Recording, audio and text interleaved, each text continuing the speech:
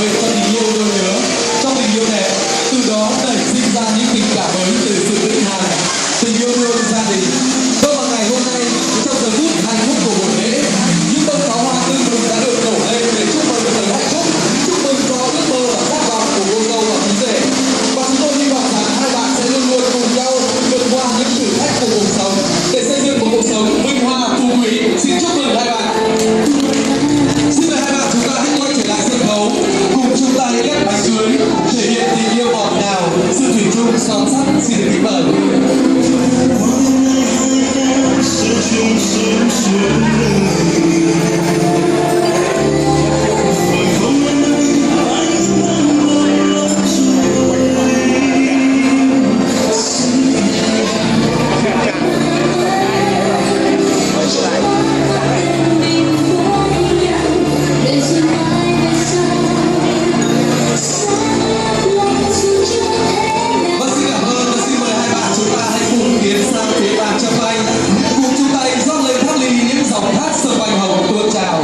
Tượng trưng cho tình yêu nồng ấm, sự giao hòa của cuộc sống vợ chồng. Xin kính mời.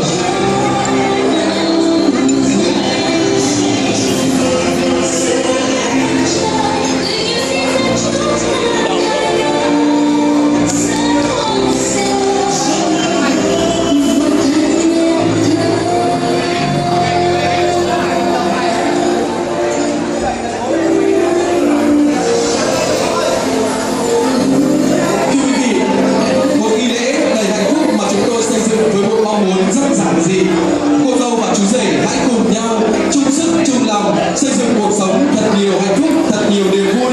Và hai bạn hãy cùng nhau vượt qua những sóng gió của cuộc sống để chúng ta hãy có được những điều may mắn nhất, hãy đến với những điều tốt đẹp nhất trong cuộc đời này, đó là tình yêu. Và xin chúc mừng hai bạn.